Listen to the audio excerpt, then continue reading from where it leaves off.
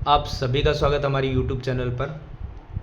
आज हम क्लास 8 की प्रश्नावली 7.3 सवाल नंबर 2 को हल कर रहे हैं भाग 2 में। इससे पहले भाग 1 में सवाल 1 नंबर पूरा कंप्लीट हल किया गया है। सवाल नंबर 2 में हमें यहाँ दिया गया है कि एक प्रयोगशाला है, एक लैब है जिसके अंदर किसी निश्चित प्रयोग में बैक्टीरिया की संख्या 2.5% प्रति घंटे की दर से बढ़ रही है। यानी ये रेट हमें मिल गया है, दर मिल गई है। यदि प्रयोग के शुरू में बैक्टीरिया की संख्या भी हमें दे दी गई, शुरू में जो होती है वो हमारे लिए होता है मूलधन यानी पी प्रिंसिपल, और समय भी दे दिया गया है, चाहे वो घंटे में हो, चाहे महीने में हो, चाहे साल में हो, समय हमें दे दिया गया है। तो हमारा उत्तर निकलेगा वो भी हम घंटे के हिसाब से ही मानेंगे। अंत में बैक्टीरिया ज्ञात करना, अंत होता है हमारे लिए मिश्रधन। तो ये मैंने आपको शुरू में बता दिया था कि जो अंत होता है वो निकलता है मिश्रधन से।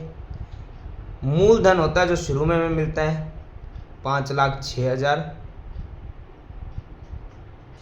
और उसके अलावा समय जो हमें 2 घंटे दिए गए हैं, ठीक है, 2 आवर्स, और एक होता है रेट, दर, जो कि है 2.5%, जिसके पीछे प्रतिशत लगाओ। इनसे हमें ये मिश्रधन कहें या अंत में बैक्टीरिया की संख्या निकालनी है, वो निकालना है। तो देखिए सबसे पहले हमें क्या करना है, इस सवाल के अंदर आपको यहाँ पे फॉर्मूला लगाना है जो कि मिश्रधन बराबर मूलधन गुणा ब्रैकेट 1 प्लस दर यानी रेट बट्टे 100 और घात होता है टाइम यानी पावर। ठीक है, तो ए यानी कि मिश्रधन तो हमें पता नहीं है, अंत की संख्या वो तो निकालनी है।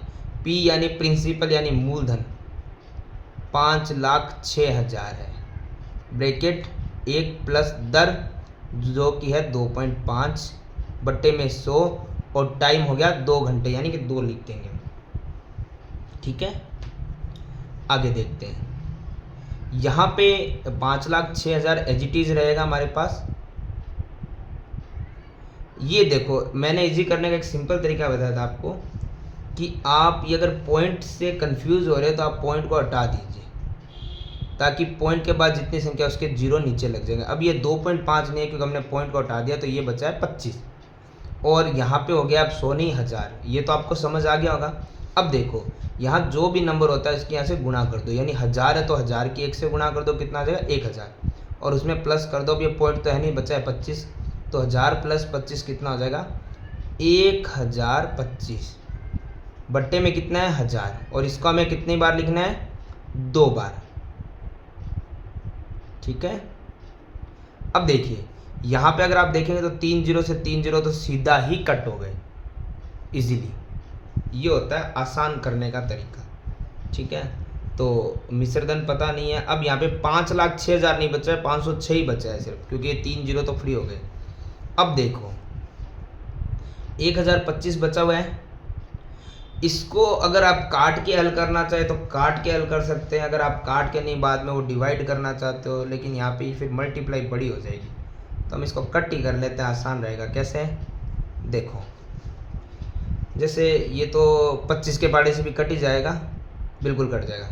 देखो 25 चौक 100, जीरो का जीरो, 25 चौक 100, 2 बचेगा तो हो गया 25, 25 एकम 25, तो ऊपर बचा है 41, नीचे बचा है 40। ठीक है, अभी भी ये कट सकता है, तो कट करने का मतलब है कि आपको थोड़ा सहूलियत हो जाती है गुणा करने में, अदरवाइज तो आप जैसे आगे चल रहे हैं वैसे चलते रहिए। जैसे हमने इसको कट कर दिया 5 के पाड़ी से, 5 8 40, 5 एकम 5, 5 दूना 10, 25 उतरेगा तो 0, 55 25। ये कई बार बच्चे कंफ्यूज होते हैं, आप चीज़ ध्यान रखिएगा। 1025 में 5 का भाग लगाओ तो 205 आता है, 25 नहीं आएगा, क्योंकि ये 25 हम भूल जाते हैं। 5 दूना 10, 55 25, 2 संख्या उतरती है तो एक 0 बीच में आता ही है। ठीक है, चलिए अभी भी कट तो हो ही रहा है तो कट कर ही देते हैं। 2 चौके 8, 2 दूना 4, बच गया 1, 2 5 10, 2 3 6, यानी इन शॉर्ट अब हमारे पास बचा है 253 मल्टीप्लाई 205 मल्टीप्लाई 41 और डिवाइड में बचा सिर्फ 4, जो कि एक साथ ही है। तो अब हमारे पास इतनी बड़ी संख्या से इतनी छोटी संख्या हो गई है सिर्फ कट करके, क्योंकि कट करने से हमारा सवाल इजी हो जाता है। अब हम क्या करते हैं, इन सब की गुणा कर देते हैं, ताकि क्या रहेगा, जो अभी आपके लिए इतना बड़ा सवाल हो रखा है वो काफ़ी हद तक छोटा हो जाएगा। ठीक है, तो सबसे पहले तो सारा मुश्किल ही लग रहा है मल्टीप्लाई। चलो हम एक बार 253 और 205 की कर लेते हैं। चलिए, ये रफली तो आपको भी करनी पड़ेगी, मुझे भी करनी पड़ेगी, तो ये एक बार हम इसको मल्टीप्लाई कर लेते हैं। तो ये दोनों की जो मल्टीप्लाई थी वो मैंने करके लिख दी है, आप मल्टीप्लाई करके देख सकते हैं। अब उसके साथ हमें करनी है 41 की और मल्टीप्लाई करनी है, तो यही कर देते हैं। 41 की मल्टीप्लाई भी इसके साथ हमें करनी है, तो उसको भी हम कर देते हैं।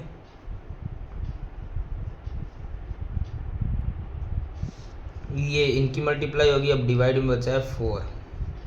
कहने का मतलब इन शॉर्ट अब सिर्फ 4 का भाग लगाना है, तो हम लगा देते हैं।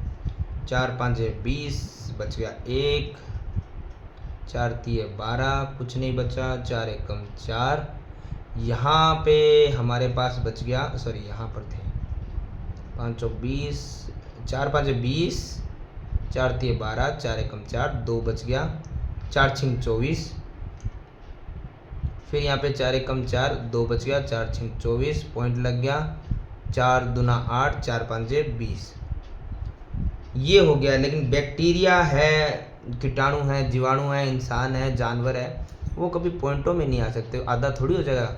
बैक्टीरिया है तो हम यहाँ पे लिख देते हैं बैक्टीरिया, पॉइंटों में नहीं आएंगे, तो हम इसको आगे वाली संख्या तो एज इट इज ही रहेगी। पॉइंट के बाद यहाँ पे 5 या 5 से बड़ी संख्या होती तो हम आगे एक ट्रांसफ़र कर देते, अन्यथा यही रहेगा।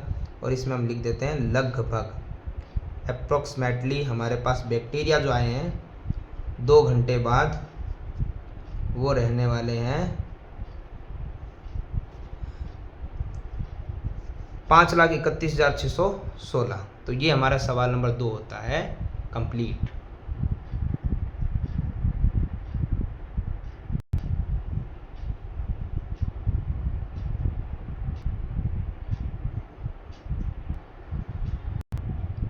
सवाल नंबर 3,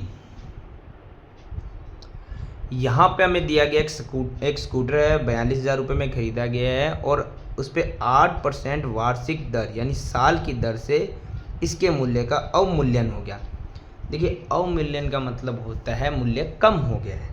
कोई भी अगर आप वाहन खरीदते हैं तो साल 2 साल 3 साल 4 साल बाद वो उसका वही प्राइस नहीं रह पाता जिसमें आप उसको खरीदते हैं, तो अवमूल्य का मतलब हो गया है घट गया है। 1 साल बाद में वो जो स्कूटर 42,000 में खरीदा था अब कितने रुपए का रह गया है वो हमें ज्ञात करना है। ठीक है, तो अब देखो हम शुरू करते हैं सवाल। सबसे पहले हम देखते हैं आज का उसका मूल्य क्या है। आगे का मूल्य मिश्र धन होता है, अभी का जो वर्तमान का है वो होता है मूलधन। तो आज का मूल्य कितना है, यानी कि मूलधन कितना है, 42,000 रुपये है।